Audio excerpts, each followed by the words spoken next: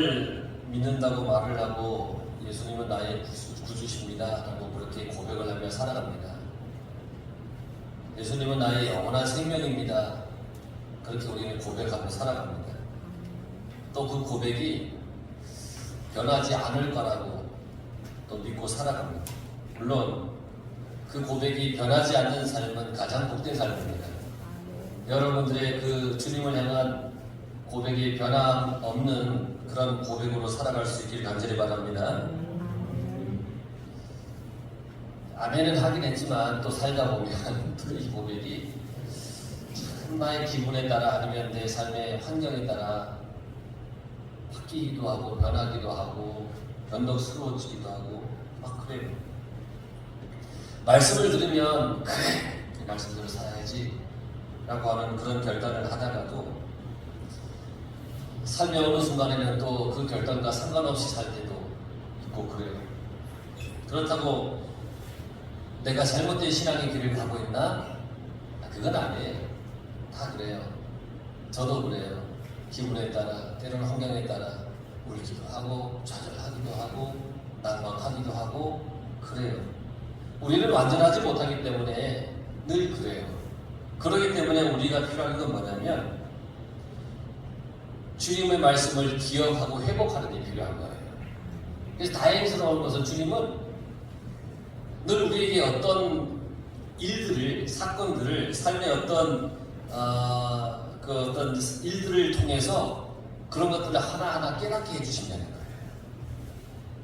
그래서 지금도 우리가 이렇게 주님의 은혜의 자리에 앉을 수 있는 것은 하나님께서 우리에게 깨닫게 하실 때 맞아, 하나님 말씀이 맞지, 내가 하나님 아니고서는 어떻게 살아가, 그런 은혜를 다시금 깨닫고 회복했기 때문에 이 자리에 있는 거예요.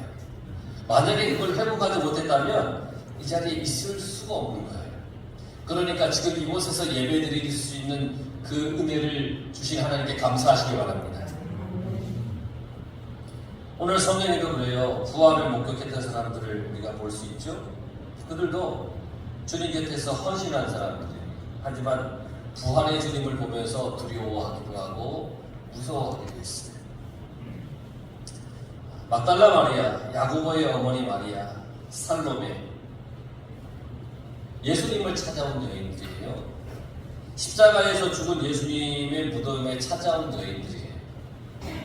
이들은 죽은 예수님께 바를 향유를 사다가 그것을 가지고 왔어요. 예수님의 시체에 그것을 발라서 예수님을 지내기 위해서 왔어요. 안식 후 첫날 매우 일찍이 해 돋을 때에 예수님의 무덤에 찾아왔어요. 향유를 준비해 두었다가 안식 후 첫날, 안식일에는 장례를 치를 수 없으니까 그 율법으로. 그러니까 안식일이 딱 끝나자마자 그 새벽에 주님 앞에 주님이 있는 무덤에 딱 나타났어요. 왔어요. 준비했어요. 향유를 준비해서 왔어요. 준비하고 사모하는 마음을 가지고서 왔어요. 예수님은 죽었지만 예수님의 장례를 준비하고자 하는 마음, 일찍이 사모하는 마음으로 예수님을 찾아왔어요. 그런데 이 사람들은 부활의 주님을 준비하기 온 게 아니라 죽은 주님의 장례를 위해서 온 거예요. 여인들의 준비와 그 심정은 정말 예수님께 잘 해드리고 싶은 마음이에요. 이제는 예수님의 이 시체를 가지고서 장례를 지내면 더 이상 이제 예수님을 볼 수 없고 끝이라고 하는 그 마음으로 마지막까지 끝까지 잘하자 이런 마음을 가지고서 주님께 나왔다는 거예요. 예수님께 더 잘 해드리고 싶어도 해드릴 수 없을 때가 온다는 거예요. 지금 이 여인들이 느끼는 그런 마음이에요. 더 이상 이제는 우리가 주님을 위해서 해드릴 수 있는 게 없어. 이번 장례만 잘 치러드리는 게 우리가 정말 최선을 다해서 하는 거야 하는 그런 마음으로 주님 앞에 나왔습니다. 그러니까 주님께 뭔가를 해드릴 마지막이라고 생각을 한 거예요. 그러니까 얼마나 정성을 다했겠어요. 마지막에 더 이상 해드릴 수 없다고 생각한 거예요. 그러니까 부활의 주님은 생각하지 못하고 있는 그런 지금 상황이죠. 죽은 주님을 위해서 내가 할 수 있는 최선의 뭔가를 생각하면서 나왔다는 거예요. 마지막이라고 생각합니다. 그러니까 여러분, 마지막이라고 생각하니까 정말 최선을 다하고 정성을 다했어요. 여러분들이 사람들을 만날 때 맞아, 이 사람하고 내가 마지막일 수 있어 라는 마음을 만약에 갖는다면 그 사람에 대해서 정말 잘해줄 거예요. 근데 또 만날 수 있다고 생각하니까 대충 하는 거예요. 기분 나쁘니까 그냥 화를 내고 싸우는 거예요. 그런데 아무리 기분 나쁜 일이 있어도 내 인생에 이 사람하고는 마지막 만남이야 라고 생각한다면 정말 잘해주지 않겠습니까? 그런 마음으로 살아갈 수 있길 바랍니다. 그런 마음으로 여러분과 가까이 있는 사람들을 바라보고 그런 마음으로 대해주시길 바랍니다. 아유, 이런 왼수 이러지 말고 그래, 정말 내가 최선을 다해 마지막일 수도 있지. 내가 드리는 이 예배가 내 인생에서 마지막으로 드리는 예배라고 생각한다면 이 예배에 우리가 정말 집중하고 마지막 하나님의 말씀이야 라고 하면서 우리가 최선을 다하지 않을 수가 없을 거 아니에요. 예수님의 무덤에 찾아와서 마지막이라고 생각해서 최선을 다한 여인처럼 우리도 주님 앞에 예배 드릴 때 또 사람들을 만날 때 이웃을 대할 때 그래, 이게 마지막일 수 있지, 그런 마음을 갖는다면, 품는다면 정말 우리는 최선을 다할 수 있을 거예요. 마지막까지 헌신하는 신앙의 모습이 우리 가운데 있길 간절히 바랍니다. 이 여인들은 그렇게 했다라는 거예요. 막달라 마리아는 예수님께서 귀신을 쫓아준 여인이에요. 귀신 들리는 여인이 있었잖아요, 복음서에. 근데 이 여인을 주님께서 그 귀신을 쫓아주었어요. 예수님을 곁에서 따라다닐 때 귀신 쫓김을 받았으니까 얼마나 감사하고 기쁜 일이에요. 자랑하고 싶겠죠. 주님이 나에게 베풀어 주신 은혜를 내가 경험했을 때 이걸 막 자랑하고 싶을 때 있을 거예요. 그런데 이 막달라 마리아는 자랑하지 않았어요. 묵묵히 받은 은혜를 가지고 감사하면서 주님 곁에 이렇게 따라다니며 주님을 순종하고 주님을 옆에서 수종 들었다는 거예요. 묵묵히. 여러분, 우리가 신앙생활을 할 때 정말 묵묵히 하는 것이 중요합니다. 묵묵히. 우리 서로 옆에 있는 분하고 서로 인사하실 때 묵묵히 합시다. 우리 하강포 교회 성도들은 다 묵묵히 하고 계세요. 제가 알아요. 횟수로 18년째 여기서 목회를 하면서 우리 교우들을 이렇게 보면 다 묵묵히 하세요. 막 이게 맞습니다, 저게 맞습니다 하고 막 빠져드는 사람이 한 사람도 없어요. 얼마나 감사한지 몰라요.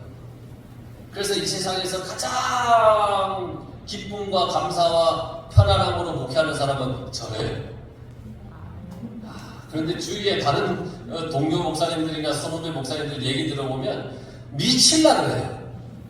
이거 왜 그러냐 그러면 교회에서 왜 그렇게 자기 목소리를 내는 사람들이 많은지 모르겠다는 거예요. 그래서 저는 그래요. 그래? 우리 교회 가서 배우라고 그래. 우리 교회 교인들은 다 묵묵히 하나님의 말씀을 순종하면서 신앙생활하는 사람. 물론 마음으로 불만이 있을 수 있을 거예요. 그러나 그걸 겉으로 드러내는 사람들이 없어요. 그러니까 얼마나 감사한지 몰라요. 얼마나 감사합니다. 이렇게 묵묵히 말씀만 붙잡고 헌신하는 사람이 많으면 많을수록 그 교회는 평안한 교회, 주님을 닮아가는 교회. 끝까지 헌신하는 신앙, 주님만 바라보면서 묵묵히 걸어가는 거예요. 그래서 제가 가끔씩 우리 권사님들이나 집사님께 여쭤봐요. 이거 어떻게 했으면 좋겠어요? 그러면 거의 대부분이 하신 말씀, 목사님이 알아서 하세요. 그래요. 알아서 하시죠. 그게 얼마나 감사해요. 그게 묵묵히 걸어가는 거거든요. 물론 목사님이 알아서 하세요라고 했을 때 그 말 속에는 목사님이 결정하는 그것에 대한 신뢰함이 있으니까 그렇게 하실 것이라고 생각해요. 또 지금껏 뭔가를 결정해 나갈 때 교회의 일이나 교회의 여러 가지 재정을 이제 운영해 나갈 때 잘못된 방법으로 해본 적이 한 번도 없습니다. 우리 교우들이 그것을 알고 믿어주니까 목사님 알아서 하세요, 결정하세요 라고 하는 거예요. 그러니까 서로 믿음이 있고 신뢰가 있습니다. 신앙이라고 하는 것은 그렇게 서로 신뢰가 있어야 돼요. 우리 교회는 그런 교회예요.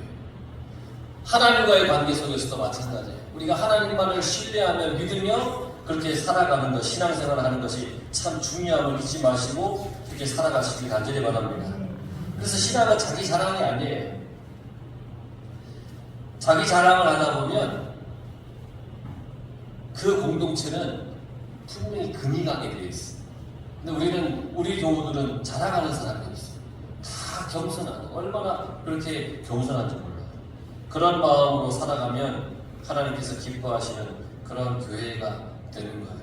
나의 공로는 없습니다. 주님밖에 없습니다. 다 주님의 은혜입니다 라고 하는 거예요. 주님을 기다리고 사모하는 그런 신앙의 삶을 살아가시길 바랍니다. 그런데 이 세 여인이, 성경에 나와 있는 이 세 여인이 걱정거리가 하나 있어요. 그게 뭐냐면 3절 말씀은 누가 우리를 위하여 무덤문에서 돌을 불러주리요. 주님을 만나러 가는 길에 장애물이 생긴 거예요.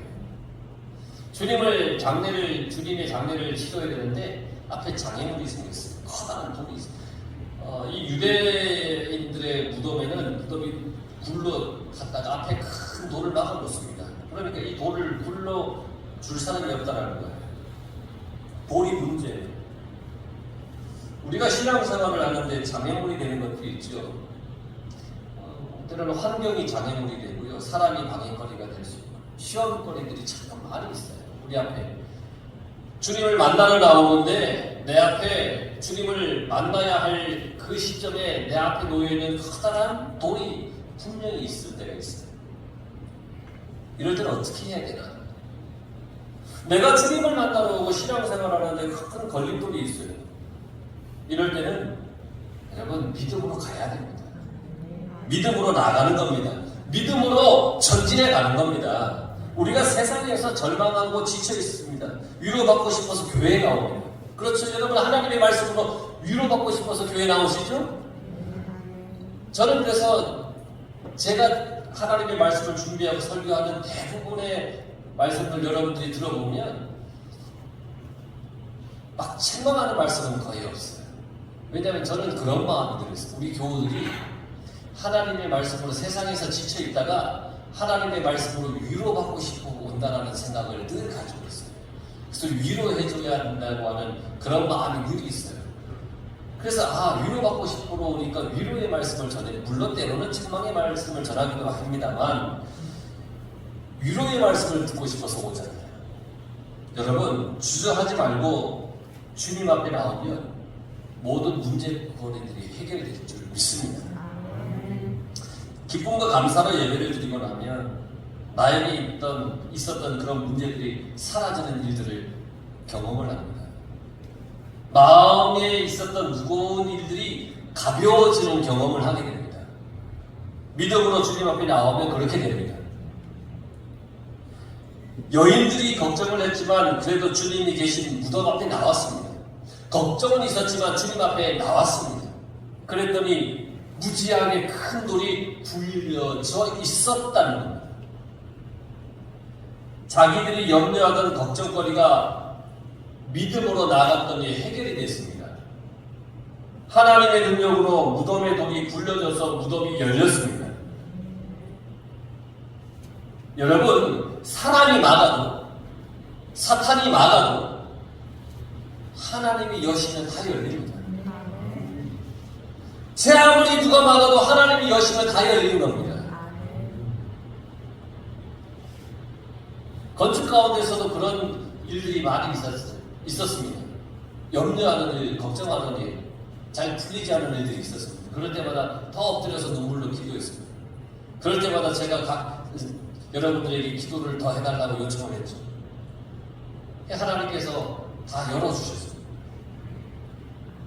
내가 염려하고 걱정한다고 되는 것이 아닙니다. 믿음으로 나가면 하나님께서 다 열어주십니다.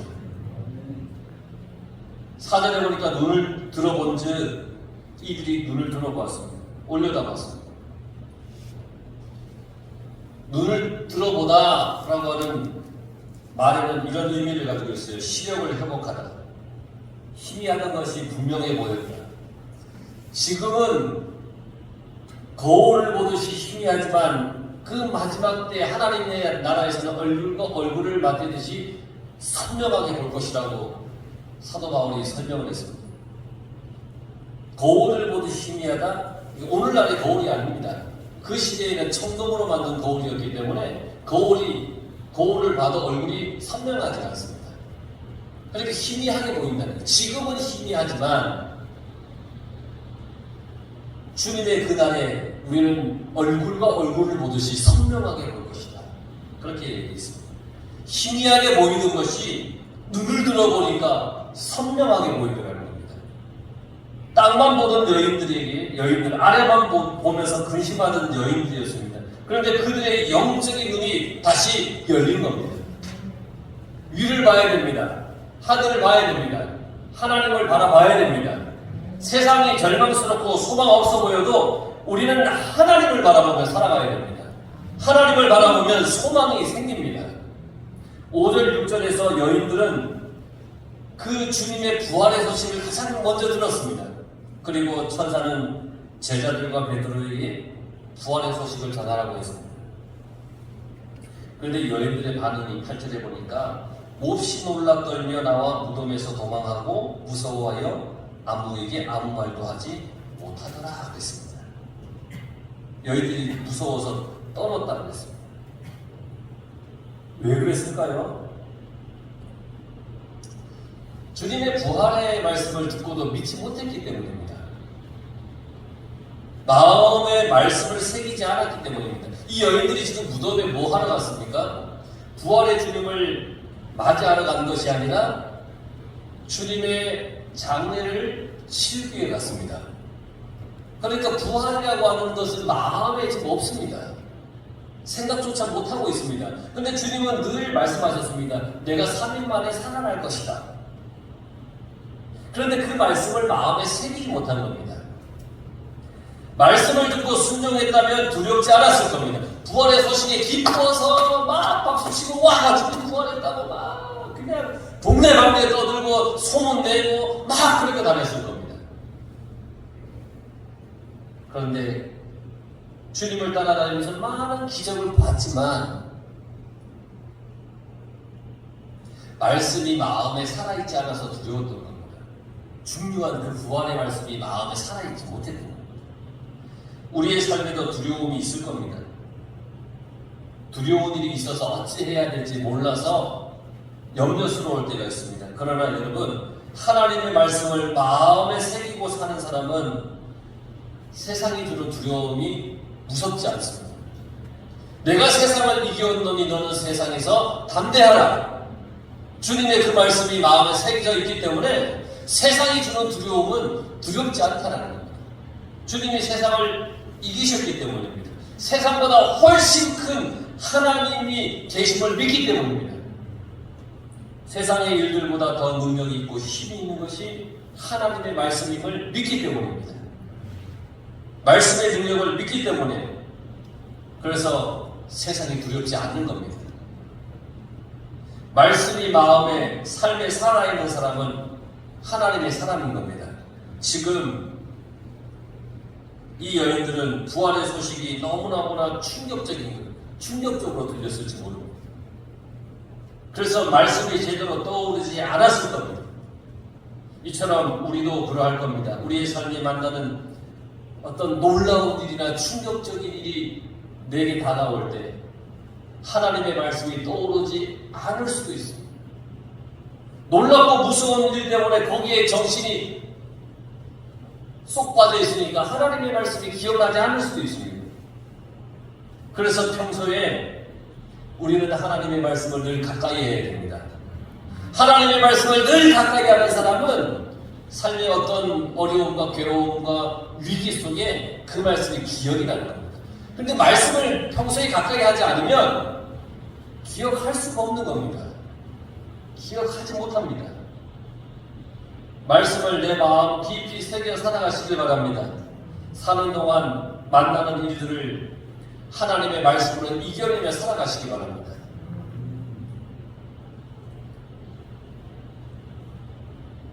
이제 주님께서 부활하신 후에 제자들을 만나서 14절에 보니까 제자들을 꾸짖습니다. 그들의 믿음 없는 것과 마음이 완악한 것을 꾸짖었다. 막달라 마리아에게 부활의 모습을 보이시고는 마리아는 이제 제자들에게 가서 부활의 죽음을 전했습니다. 그런데 듣고도 믿지 아니하였다 그랬어요. 그래서 꾸짖었어요. 듣고도 믿지 않는 이들의 신앙의 상태가 주님이 보실 때 너무너무 실망스러운 거예요.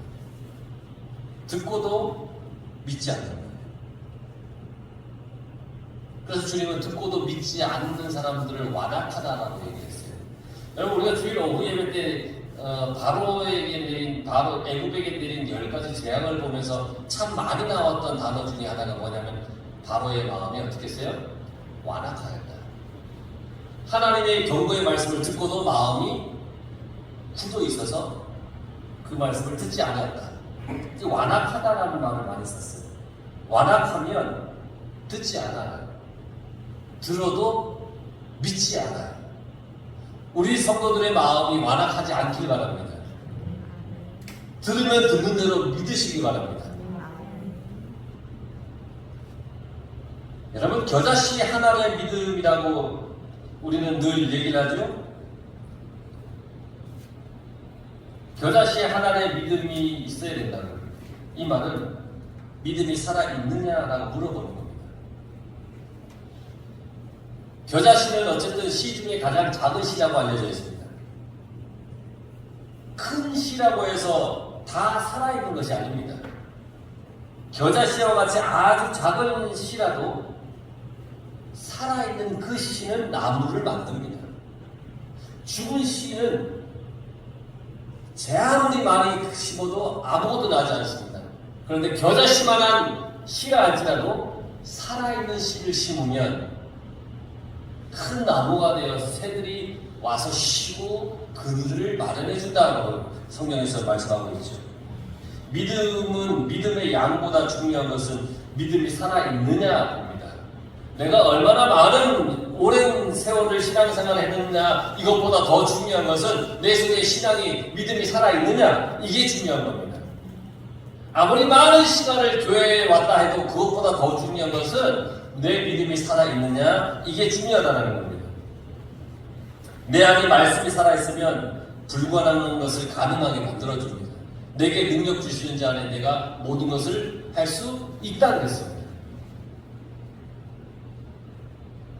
그러나 여러분, 말씀이 내 속에 살아있으면 불가능하다라고 생각하는 것이 가능해집니다. 말씀을 듣고 순종할 때 그렇다는 겁니다. 여러분, 말씀 듣고 순종하며 살아가시기 바랍니다. 그렇게 살아가는 겁니다. 그리고 여러분, 항상 하나님의 말씀의 사람으로 만들어져 가길 간절히 바랍니다.